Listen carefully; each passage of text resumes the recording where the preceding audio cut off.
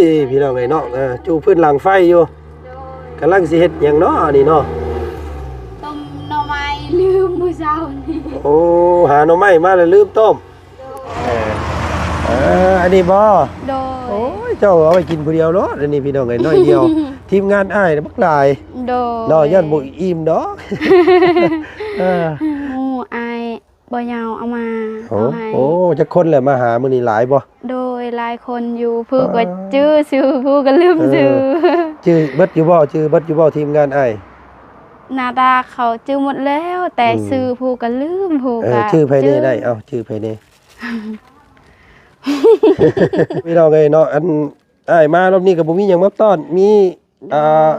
ลาบเนาะลาบสุดหนึ่งมาสู่แม่กินมื้อแรงเด้อลาบสุกพี่น้องไงเนาะบ่มีหยังมาหาก็ได้บ่เป็นหยังเลยขอบใจเด้อเอาพี่น้องไงซ่านนี่ว่าซั่นพี่น้องอย่าให้น้องเพิ่นได้เด้เนาะอันนี้ก็พวกเฮาหลายช่องทางเลยเนาะเข้ามาเบิดคู่ช่องแล้วแหละพี่น้องเอ้ยมีแต่ที่นี่ก็มีแต่ขึ้นอยู่กับบุญวาสนาของเจ้าเองเด้อเนาะมันก็คือเพิ่นเว้าแหละพี่น้องไอ้แข่งยังก็แข่งได้แข่งบุญวาสนาในแข่งกันบ่ได้เนาะคือน้องอันว่าเต็งจริงเพิ่นมีบุญเนาะมีวาสนาเกี่ยวกับโครงหลังคาบ้านพี่น้องไงเนาะก็สำเร็จนี่ก็ถือว่าเป็นวาสนาของน้องเพิ่นเนาะส่วนของอันน่ะน้องสีดอกแค่เพิ่นก็จักสิได้หยังได้เนาะได้หยังก็เขาได้นั่นก็ดีใจแทนดีใจมีเงินหลายที่สุดนี่จักล้านน้องเงินในตนกระโตเจ้าไปเคยได้จับหลายในชีวิตนี่แค่ในชีวิตยามลายที่สุดเวลาขายมันขายกล้วยยังลายที่สุดคือ3 ล้าน3 ล้านเนาะเห็นได้ความรู้สึกแบบว่าเฮาเวลาหมู่ครูเนาะอ่านเป็นสินะเฮาบ่เป็นสิเนาะเป็นมันรู้สึกในใดเนาะรู้สึกเสียใจอยู่จะให้กันเบิ่งได้พี่น้องไงเนาะโอ้ยพี่ยังแล้วบัดนี้น้ำหูน้ำตามาแล้วบัดนี้บ่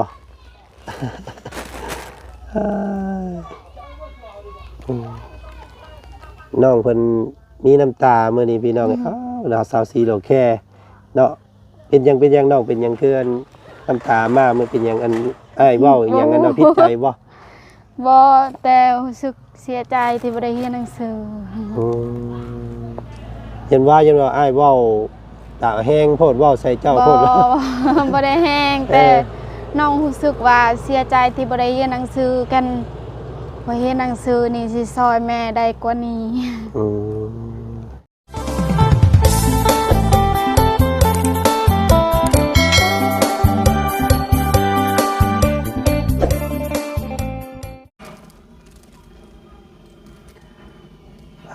ที่ดูพี่น้องไว้เนาะอากาศถือว่าแผดเผามือนี้พี่น้องไอ้เนาะแดดแห้งกระเตาเลอะพี่น้องไอ้มือนี้ป๊าโอ้โธ่เนาะเดี๋ยวมุมมองไปทางใดกาเนาะตาฮิบตาฮีพี่น้องไอ้มือนี้เนาะแดดถือว่าประมาณ30 กว่าองศามือนี้พี่น้องไอ้เนาะนี่แหละโลกเฮาสันซาพี่น้องไอ้เนาะนับมื้อนับวันสิฮ้อนเอาไปหน้าพี่น้องเอ้ยเนาะลูกเฮามันก็เปลี่ยนไปตามกาลเวลาเนาะมันก็บ่อุดมสมบูรณ์คือเก่าเพราะว่าป่าไม้ป่าตอกพี่น้องเอ้ยเนาะถูกทำลายเนาะถึงเวลาธรรมชาติจะเอาคืนมาสินทรัพย์พี่น้องเอ้ยคือล่าสุดนี่เนาะพี่น้องเนาะเรื่องราวที่เกิดขึ้นกับประเทศลาวเฮาพี่น้องเอ้ยเนาะพายุเนาะพายุโซนฮ้อนพี่น้องเอ้ยพัดผ่านเขตนครหลวงเนาะเขตนครหลวงเวียงจันทร์พี่น้องเอ้ยเนาะประเทศลาวเฮานี่แหละมื้อก่อนนี้นะเนาะเต้าพี่น้องเอ้ยบ่เคยเห็นเนาะหมักเห็บซ้ำกระปั้นพี่น้องเอ้ยหลังคาลุปุเปิงบัดเลยเนาะมุนมินมีตีต้อยรถล่างยานพาหนะพี่น้องเอ้ยเนาะก็ถือว่าเป็นตะย่านแห้งเนาะมันเข้ามาหมู่บ้านโคกใหญ่บ่หรือว่าหมู่บ้านเขตชนบทเขตแถวนี้ยังกระเตกเลยพี่น้องเลยเนาะมุนเกี่ยงลาบเลยพี่น้องเลยเพราะว่าส่วนหลายบ้านเฮานี่สิเฮ็ดหลังคานี่กระเบื้องเนาะ ส่วนสังกะสีนี่บางบ่อนก็ลุพี่น้องเอ้ยบางบ่อนก็บุ้มซื่อๆเนาะพอทนได้สังกะสีซั่นซะเนาะแต่ว่ากระเบื้องนี่บ่เหลือพี่น้องเอ้ยเนาะโอ้ยบ่เคยพ่อเคยเห็นพี่น้องเอ้ยเนาะเห็นในคลิปก็ย่าน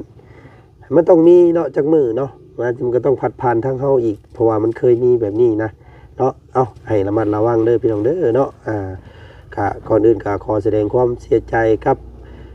พ่อแม่พี่น้องเนาะที่เฮือนซ่านเพิ่นฮักเพ่พี่น้องเอ้ยเนาะก็อย่ามันมีแต่สร้างรักษาเอาบาดนี้พี่น้องเอ้ยเนาะบ่ต้องเน้นงามเน้นความเน้นหนาพ่อเนาะเพราะว่าเฮาฮู้แล้วว่าภูมิสันฐานบ้านเฮาเป็นแบบนี้สิจะพบจะพ้อกับพายุแบบนี้เฮาก็ต้องตั้งแผนล้อมรับว่าซั่นซะบาดนี้พี่น้องเอ้ยเนาะก็ขอแสดงความเสียใจกับบ้านเฮือนซ่านรถล่างเด้อพี่น้องที่มันหักมันเพไปเนาะเอามื้อนี้ก็ตัดภาพมาทั้งที่พี่น้องเอ้ยเนาะบ้านของ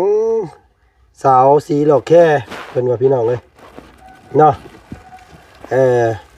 บ่จันมาถากถามชื่อเล่าให้คักแน่เมื่อวานนี้น้องดาราเราอะแต่ว่าพี่น้องเอิ้นเล่าน้องดอกแค่พี่น้องเอ้ย โอ้ยเนาะสาวสีดอกแค่เที่ยวแลแต่เศร้าฮอดแรงบ่ซั่นแล้วนี่พี่น้องเอ้ยเนาะโอ้ยเสียงก็ได้เสียงก็แหบบาดนี้เนาะ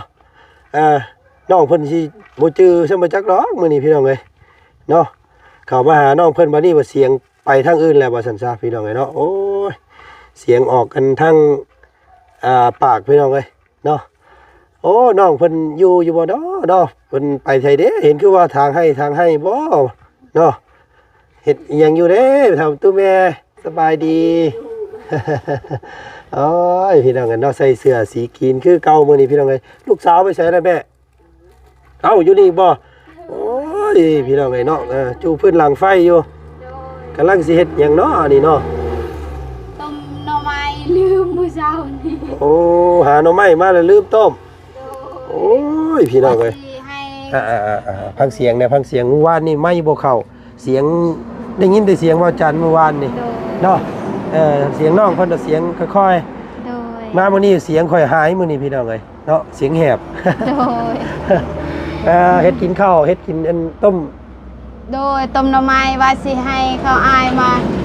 แบบว่าให้เขาเอามื่อกินแต่ละว่ายาแล้วน้องก็เลยลืมต้มว่าสิต้มคือ หลายบ่ใส่มาเบิ่งอยู่หั่นพี่น้องเอ้ยเนาะ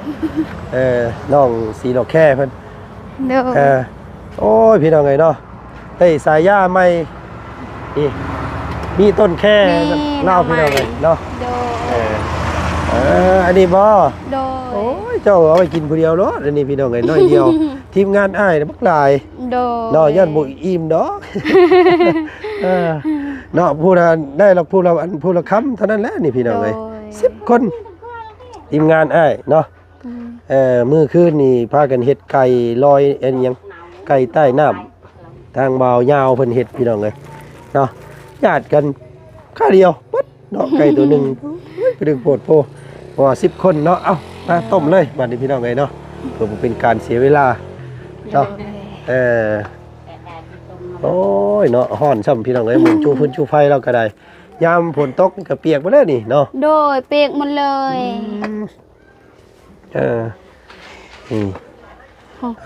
ตัวฮ้อนเนาะ โดย ว่าสิเฮ็ดอยู่เทิงแต่อันนั้นก็ยังบ่แล้ว กินข้าวแล้วมื้อนี้ กินแล้วตอนเช้าตอนเที่ยง ยังตอนแรงบัดนี้เนาะ โดย กินกับหยังมื้อเที่ยงกินกับหยัง กินกับซีนหมูอายบ่ยาวเอามา โอ้ เอาให้ โอ้จักคนแหละมาหามื้อนี้หลายบ่ โดยหลายคนอยู่ผู้ก็ชื่อผู้ก็ลืมชื่อ ชื่อเบิดอยู่บ่ทีมงานอ้าย หน้าตาเขาชื่อหมดแล้ว แต่ชื่อผู้ก็ลืมผู้ก็ ชื่อไผนี่ได้เอ้าชื่อไผนี่ ชื่อเบาหยังแน่เบา เบายาว เบาบุญ บุญทรงบุญเด้เนาะ โดยเบาบุญ2คนฮู้จักนะ บุญ2คนเนาะ โดย แล้วก็เบา อาจารย์ ลาวเนาะแล้วก็ แล้ว อายยังเกาะภูกระลมรถหักกระลมรถนั่น โอ้บ่เพิ่ง โดแล้วบ่เพิ่ง ผู้ที่แน่ๆที่ฮู้จักอีนี่คือสิขาดไปบ่ได้คือสิแม่นเบาหยังก็เบา เบาเสียง เสียงเนาะบ่พอบ่เสียงเพิ่นเข้ามาตลอดอยู่นี่พี่น้องเอ้ยเนาะเบาเบานิ้ว บ่นิ้ว โดย เกือบเบิดแล้วเกือบครบแล้วเนาะยังอีกคนบ่กี่คนหนึงพี่น้องเอ้ยยังอีกผู้เตี้ยๆ2คน บ่ ลืมแล้ว แล้วกันบาดนี้พี่น้องเอ้ยเนาะผู้เตี้ยๆ2คนบ่จักบาดนี้พี่น้อง ยังก็ ยังคิด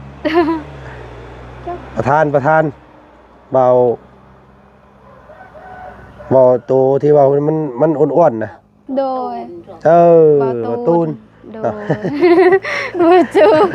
เบาตูนเบาไหลเนาะ โดยเบาตูนเบาไหล นั่นแหละพี่น้องเอ้ยเนาะก็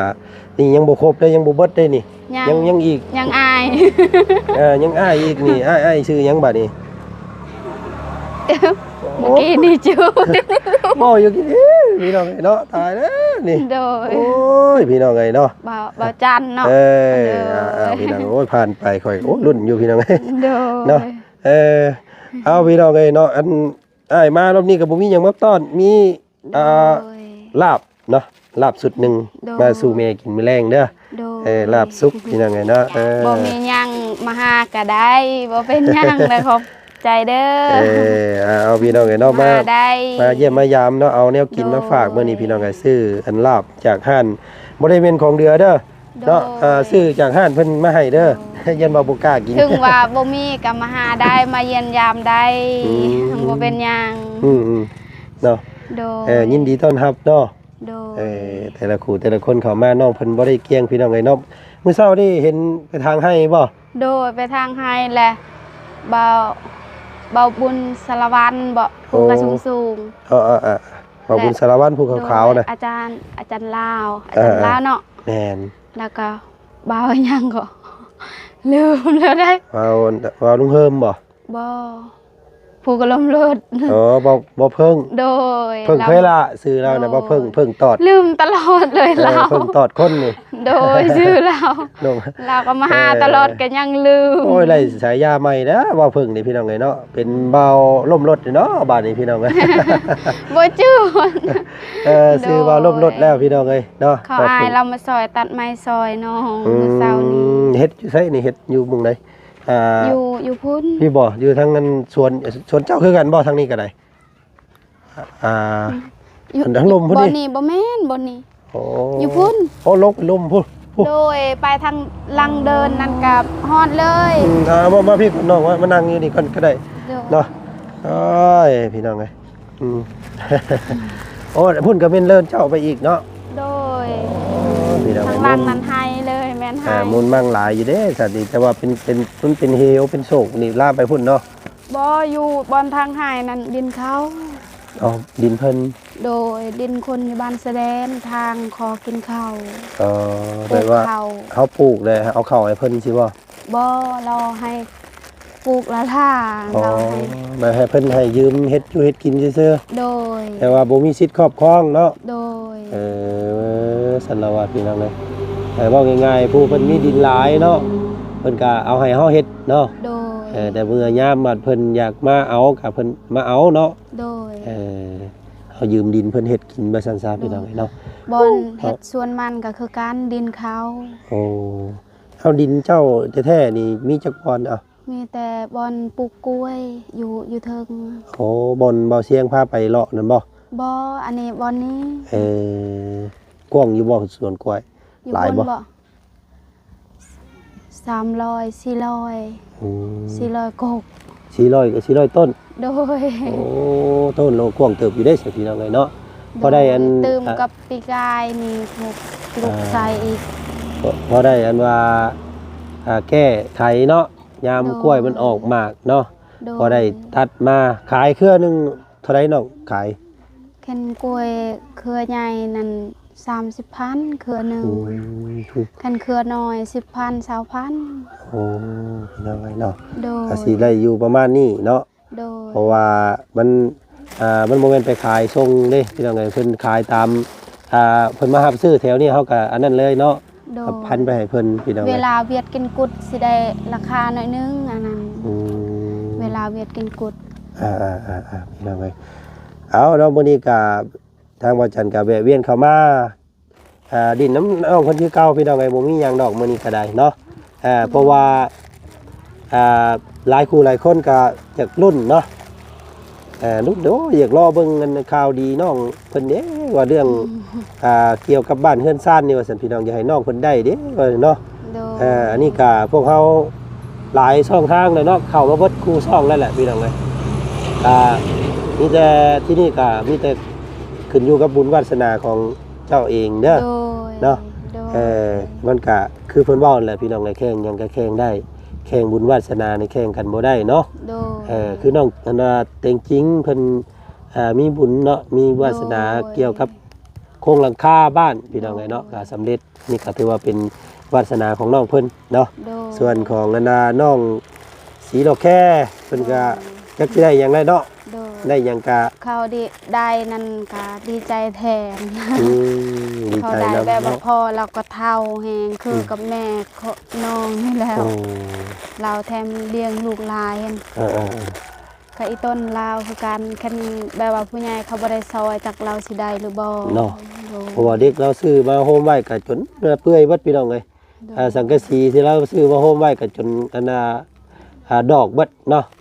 ถ้าบ่มีผู้ใหญ่ผ่านมาทางซ่องเบาลุงเฮิมเนาะอ้ายใจดีพี่น้องเอ้ยเนาะเพิ่นออกชื่อออกเสียงอยู่บ่เนาะยันบ่ได้ออกชื่อซ้ํประจักษ์พี่น้องเอ้ยอ้ายเพิ่นก็ซอยเนาะโอ้เบิดหลาย10ล้านนี่เด้อฮะ โดย มันจะเข้า4-50ล้านนี่เด้นี่เฉพาะเฮือนหลัง อ๋อเจ้าเนาะเคยมีเงินหลายที่สุดนี่จักล้านน้องเงินในตนกระโตเจ้าไปเคยได้จับหลาย เพราะว่า ในชีวิตนี่ แค่ในชีวิตยามลายที่สุดเวลาขายมันขายกล้วยหยัง อืม ลายที่สุดคือ3 ล้าน 3ล้านเนาะ โดย อ๋อนี่3ล้านนี่คือเงินหลายสุดแล้วในชีวิตเนาะ โดยแต่เดี๋ยวนี้ก็หมดแล้วยังเหลือล้านหนึง แต่ว่าจับซื่อๆนะเนาะ โดย จับมาก็ใส่ใจายในครัวเรือนซื้อข้าวซื้อน้ำเนาะซื้อเครื่องอยู่ของกิน แล้วก็อายเอาให้มื้อวานนี้ โฮมไว้เนาะ โดย เก็บไว้พี่น้องไอ้ซื้อแนวจำเป็นผู้หญิงก็มีจำเป็นหลายได้ผู้หญิงนี่พี่น้องไอ้เนาะส่งเสื้อเครื่องส่วนหลายเจ้าก็แต่งหน้าแต่งตาอยู่บ่มีบ่ครีมทา แต่ หน้า อยู่เวลาไปดองอีหยังได้แต่กันแดด เออ โตก็19,000 ได้แต่ราคาชำนั้น ใส่ไปครีมแพงๆบ่ได้ใช้ดอกเนาะ โดยบ่มีเงิน แต่ว่าหน้าน้องเพิ่นขาวแท้สิพี่น้องกันหน้าบ่จันคือแหล่แท้เนาะ ขนาดอยู่ในรถในล่างตลอดได้นี่พี่น้องเอ้ยเนาะแต่ว่าหน้าน้องเพิ่นแบบว่าบ่มีสิว ซื้อครีมเวียด อืมใส่ครีม 13,000 ใส่เท่านั้นเอาเนาะ โดยบ่มีเงินราคาแพง พี่น้องเอ้ยเนาะได้เบิ่งคลิปตัวเองอยู่บ่ทางอ้ายเขามาหาได้เบิ่งอยู่บ่ โดยให้เลี้ยงเทียนให้แล้วก็ได้เบิ่งอยู่ ได้เห็นได้บ่เมียอ้ายเห็นนะบ่ โอ้ บ่เห็นบ่ เห็นอายเห็นอยู่ อืมมีแต่คนว่าเจ้าน่ะคือเนาะ โดย คือเมียคือกับเมียอ้ายนี่ ยันบ่คือดอกมีอายงาม แต่ทางว่าฉันเบิ่งนี่อันบ่คือปานใดพี่น้องไอ้น้องสิคือแต่ตอนน้องเพิ่นยิ้มเนาะส่วนตรงปากนี้กับเวลาเพิ่นน้องเพิ่นยิ้มนี่อยากสมายคล้ายกันอยู่เนาะเดี๋ยวสิให้น้องเพิ่นเบิ่งก่อนโอ้ยบ่ได้เอาโทรศัพท์ลงมาครับโอ้เนาะนั่นแหละเดี๋ยวเข้าไปเบิ่งเด้อ โดย ช่องอันน่ะแม่น้องเซอร์ชื่อเพิ่นเด้อ โดย เขียนเข้าไปอันในช่อง YouTube ว่า โดย แม่น้องเซอร์เป็นภาษาไทยเนาะ โดย เพิ่นสิขึ้นแล้วดอกสิเห็นดอกพี่น้องไงเนาะเพิ่นว่าแต่ละคนนี่ว่าคือเลข11เลยว่าซั่น โดย เนาะคือกัน น้องแบบว่าเห็นอีหยังแบบว่าอยากทักทายแล้วก็บ่ฮู้หนังสือ แบบว่าอยากรู้จักอีหยังแบบนั้น พี่น้องเอ้ยเนาะเพราะว่าน้องเพิ่นบ่ได้เรียนพี่น้องเอ้ยเนาะบ่ได้บ่ได้เรียนจ้าเทื่อพอมีโอกาสได้อ่านหนังสือเป็นซับเนาะน้อยใจตัวเองบ่มันบ่เป็นหนังสือน้อยใจบ่ น้อยใจ อืมเห็นได้ใดความรู้สึกแบบว่าเฮาเวลาหมู่คู่เนาะอ่านเป็นสินะเฮาบ่เป็นสิเนาะเป็นมันรู้สึกในใดเนาะ รู้สึกเสียใจ เอ้ยอย่าไปเสียให้กันเบิ่งได้พี่น้องไงเนาะโอ้ยสิยังแล้วบัดนี้น้ำหูน้ำตามาแล้วบัดนี้บ่ เอ้ยน้องเพิ่นมีน้ำตามื้อนี้พี่น้องอ้าวดาวสาวสีโลแค่เนาะเป็นหยังน้องเป็นหยังคืออันน้ำตามามันเป็นหยังอันอ้ายเว้าอีหยังอันเนาะผิดใจบ่ บ่แต่รู้สึกเสียใจที่บ่ได้เรียนหนังสือ ยันว่าอ้ายเว้าตาแห้งโพดเว้าใส่เจ้าโพด บ่ได้แห้งแต่น้องรู้สึกว่าเสียใจที่บ่ได้เรียนหนังสือกันบ่เรียนหนังสือนี่สิซอยแม่ได้กว่านี้ คือสิมีเวียกการงานที่ดีกว่านี้เนาะ โดย อันนี้โทรศัพท์กับคำเพิ่นส่งอันขอความมานี่ก็อ่านบ่เป็นเนาะ โดย ถ้าเพิ่นอันว่าส่งเสียงมาจังเพิ่นและจังฟังได้เนาะ โดย โอ้พี่น้องเอ้ยเอ้าเฮียนได้ยังเฮียนได้อยู่ใดเนาะมันเฮาต้อง เรียนก็คือข้าวนั่นแล้ว เพราะแบบเฮาอันใช้ความจื้อจำเอาเนาะเวลาหมู่เขียนมาหาสิเฮาก็ไปถามหมู่เพิ่นเขียนว่าจังไดแบบนี้นี่นะ มัน แต่ ก็ ว่า โดนแล้ว เนาะ มันบ่มีเวลาแบบมีแต่เฮ็ดเวียกเลยบ่มีเวลาปานนั้นไอ้ ขนาดยังน้อยว่ามีเวลาก็ยังบ่มีเดี๋ยวนี้ให้แตกใหญ่แล้ว มีแต่ตื่นมาเลยก็เข้าสู่หน้าเวียกเนาะ โดย ผ้ามีดพี่น้องเอ้ยน้องเพิ่นประจำเนาะส่วนเสียมเนาะแบกไปป่าตลอดพี่น้องเอ้ยเนาะอยู่คุกคีอยู่กับป่ากับต้นกล้วยนะก็ให้เนาะสักหน่อยนี่ก็จูดให้ได้นี่เนาะ โดยเดือน4ก็จูดแล้ว อ๋อ เดือน4เดือน5ถ้ามันแห้ง จูดแล้วก็ปุ๊บอันนี้เนาะไปนำบัดนี้เนาะ โดย นำเข้าพี่น้องเอ้ยไปกับแม่นี่บ่แม่ก็เฮ็ดคือกันบ่ โดย โอ้ แล้วก็เอาแห้งเข้าเวลาซักเขาให้ผู้ชายจะเป็นคนซัก อ่า เฮาเป็นคนใส่เขา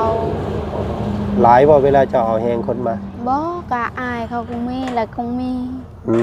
พอได้ซอยกันซำนี้เนาะ โดย สิหาหลายเฮากับย่านไปให้เพิ่นบ่ได้เนาะ โดย คือน้องสอนที่อ้ายเว้าว่าเป็นผู้บ่าวนะพี่น้องเอ้ยป้าเนาะเราไปแต่ละอันไปเอาแห้งนะ20-30 คนเนาะเพิ่นสิตายอันลาวนะเพราะว่าเพื่อหมู่แล้วเบิด โดย เนาะไปก้นมันซอยหมู่เพื่อเอาแห้งหมู่เบิดนั่นแหละเนาะป้าเท่าบ่ เวลาเอาแห้งก้นมันนี่ก็ คืออายเว้านั่นแหละหลายคน อืม แบบว่าทรงแห้งเข้าแล้วมันลายเห็น แล้ว2คนแม่ลูกก็บ่ไหวแล้วก็จ้างเข้าหมดปีนี้ได้แต่ล้านหนึง6 ล้านอยู่ได้แต่ก็ให้เขากินแน่จ้างคนแน่แล้วก็ จ้างทั้งพอร์ตทั้งหยังอีกเนาะ โดย เดือน้ำกระโตแท้ๆน่ะลาดเดียว โดย สำหรับเฮ็ดเงินให้เพิ่นซื้อๆเด้ออันนี้เนาะ โดย แล้วก็ซื้ออีหยังแล้วก็หมด บอกง่ายลงทุนหลายกว่าได้เนาะ โดย แต่ก็เฮ็ดเนาะน้องเนาะมันบ่มีแนวเฮ็ดเนาะถ้าเฮาบ่เฮ็ดบ่เฮ็ดมันบัดจักสิไปเฮ็ดหยังเนาะ โดย ได้ล้านหนึงก็เอาพี่น้องเอ้ยดีได้ซั่นคือเขาน้องอ่อนก็คือกันน้องอ่อนที่ว่าผัวเราถูกคุกอยู่บ้านสะแล้วนี่พี่น้องเอ้ยเนาะแล้วก็ได้เดือนซ้ำเจ้าเว้านี่แหละเนาะได้5-6 ล้านแต่ก็เดือนในมือดีก็ล้านเดียวเนาะจ่ายทั้งพอร์ตดินพอร์ตดอนจ้างขู่จ้างคนมาส่งมาซอยโอ้เบิดประสันพี่น้องเอ้ย คันคืนมันคืนนั้นใครแน่ตอนที่น้องคายนั้นมันก็ บ่ขึ้นราคาบัดแล้วคนนั้นขึ้นราคามัน จังเฮ็ดใส่ดีเนาะ โดย โอ้ ตาม วาว า ส ส นา นาเฮานี่แหละ เนาะ โด อ๋อย พี่น้องเอ้ยเอาพี่น้องเนาะนี่ได้มีโอกาสโอ้น้อยนักได้นี่พี่น้องเอ้ยเนาะเข้ามาแต่ละคู่แต่ละคนน้องเพิ่นมีแต่ความยิ้มแย้มมื้อนี้น้องเพิ่นน้ำตาไหลพี่น้องเอ้ย ให้อันนั้นน้ำตาไปว่าให้อยู่แต่ว่ายิ้มเนาะโอ้เจ้าก็ได้พี่น้องเอ้ยเนาะแบบเคยบ่ให้แม่เห็นเคยบ่ บ่เคย ยันแม่นให้นำเนาะ โดย มีแต่เฮ็ดเข้มแข็งไว้ โ โดย เนาะเฮาบ่มีพ่อเด้พี่น้องเอ้ยถ้าสมมุติว่าพ่อยังอยู่นี่เพิ่นก็คือสิซอยเวียกเฮาหลายเนาะ โดย เเพิ่นก็คือสิสามารถพัฒนาครอบครัวเฮาไปหลายกว่านี้เนาะนี่แหละบ่จันก็โอ้ยแต่ละมื้อก็บางเทื่อลงไปให้ไปหน้านี่เห็นภาพห้อยเก่าของเราก็น้ำตาไหลเลยพี่น้องเอ้ยเนาะเพราะว่าเพิ่นจากไปนี่สิบ่ได้บ่คือพ่อเจ้าปานใดเนาะ โดย พ่อเจ้ายังว่าเพิ่นป่วยเพิ่นโซเนาะ โดย แต่ว่าพอวันจันทร์ก็ เพิ่นอยู่ในคุกพี่น้องเอ้ยเพิ่นถูกจับเนาะแล้วก็เป็นป่วยอยู่ในหั่นเนาะแล้วเพิ่นก็เสียอยู่ในหั่นเลย โดย ก็บ่ได้บ่ได้ปินได้ปัวแล้วซับเนาะบ่ได้เบิ่งใจแล้วซับมีแต่เพิ่นป่วยอยู่ในคุกพู่เนาะเพิ่นก็ได้เสียอยู่ในคุกลูกๆแต่ละคนก็เบิ่งแย่งบ่ได้ซับเนาะ โดย ว่าเสียใจพี่น้องเลยเนาะคิดมาแล้วก็ บ่ได้ดูแลเพิ่นในนาทีสุดท้ายว่าซั่นซะเนาะจังได๋ก็ถือว่าเพิ่นอยู่นำเฮาสำนั้นเนาะน้องเนาะ โดย คิดไปนั่นซะพี่น้องเอ้ย น้องก็ เนาะ เห็นเวลาคิดเรื่องแม่อีหยังก็ทุกข์เห็นเวลาแม่เฮ็ดเวียก อืม แบบว่าคันเฮาเรียนหนังสืออีหยังเฮาเป็นนั่นเฮาซอยเราได้หลาย อืม เราก็บ่ได้ทุกข์ปานใดคันเฮามีเงินเห็น อืม เวลาเฮ็ดเวียกอีหยัง ไปเป็นหนังสือเพิ่นก็ให้เงินสูงแน่เนาะ โดย อยู่น้ำปั๊มน้ำมันก็อยู่ในแผนกที่เงินเดือนสูงพี่น้องเอ้ยเนาะก็น้องเพิ่นคิดแบบนั้นว่าเฮาเป็นหนังสือเฮาก็สามารถหาเงินได้หลายกว่านี้เนาะ โดย ก็สิได้มาซอยซื้อนั่นนี่เขาเฮือนเขาครอบครัวก็แม่ก็คือสิบ่เมื่อยซำนี้เนาะ โดย คิดมาแล้วก็น้ำตาไหลบัดนี้ โอ้ยพี่น้องเอ้ยพอสิมาให้น้องเพิ่นนั่นน่ะยืนยันว่าคือรถบ่ได้เอาอันรูปอันแม่น้องเซอร์มาซับพี่น้องเอ้ย โดย เดี๋ยวอันเดียวให้น้องเพิ่นเข้าไปเบิ่งเอาเองแล้วกันเด้อ โดย ถ้าว่าโอ้ยคือบ่คือเนาะมื้อหน้า บอกเลยเด้อ โดย ค่อยเข้าไปเบิ่งแล้วซั่นเนาะเมียเจ้าคือ โดย บ่คือก็บอกได้บ่ได้เด้อ โดย เนาะ ชื่อแม่น้องเซอร์ชื่อเพิ่นชื่อรัดพี่น้องเนาะรัศมีเนาะ เราคือสิงามเนาะ ชื่อก็ยังงาม โอ้ยพี่น้องไงค่ะสำหรับป้าจันเองนี่ก็งามเนาะ โดย จากแรกผู้อื่นพี่น้องไงเนาะ โดย สำหรับทางป้าจันนี่ก็งามทั้งกายและใจนั่นแหละเนาะลูกเมียเฮาว่าซั่นซะพี่น้องไงเห็นได้ซะหลังจากกันอ้ายอันว่าแจกอันว่าอันนั้นมื้อนั้นมีคนทักมาหาหลายบ่มีคนอันทางอื่นทางไกลเพิ่นมีคนโทรมา ในคลิ หา ปบ่ มันอะไรใน ใน เฟ โทร ซ ศัพท์ ในเฟซ บ่ ในเบอร์ในหยังนะมีบ่ ยังบ่เห็น โอ้เห็นว่ามีหรือบ่แบบว่าเขาทักหนังสือแล้วน้องบ่เป็นน้องบ่ อ๋อเพิ่นทักมาจะมีแล้วว่าเราทักมาแล้วเราว่าน้องเพิ่นบ่อ่านเราอ่ะ เห็นอยู่แต่บ่ฮู้ เนาะเอาอีกด้วยกะทำได้กะอันอัพอ้ายเพิ่นนี่เด้อ โด เนาะ ย อ้ายเพิ่นก็บ่ได้หยังดอกพี่น้องก็เพิ่นอยากโทรมาดินน้ำเพิ่นว่าเนาะอยากถามสุขทิพย์เนาะอยากเบิ่งสภาพแบบล้อมที่เจ้าอยู่เพิ่นว่าพี่น้องไงเนาะพอได้ซอยหยังได้เล็กๆน้อยๆก็ยังดีเพิ่นว่าเนาะเป็นว่าอยากเป็นมือเป็นแข้งเป็นขาให้เจ้าอีกนะเนาะในการในครัวในเรือนเนาะไฟนี่โอ้เนาะมีแต่ป้าลุงเพิ่นว่าแพงแหละว่าเขาไฟว่าซั่นพี่น้องเพราะว่ามันบ่มีหม้อแบงพี่น้องเนาะ โดย เขาคือเพื่อนเขาน้องของมีกะ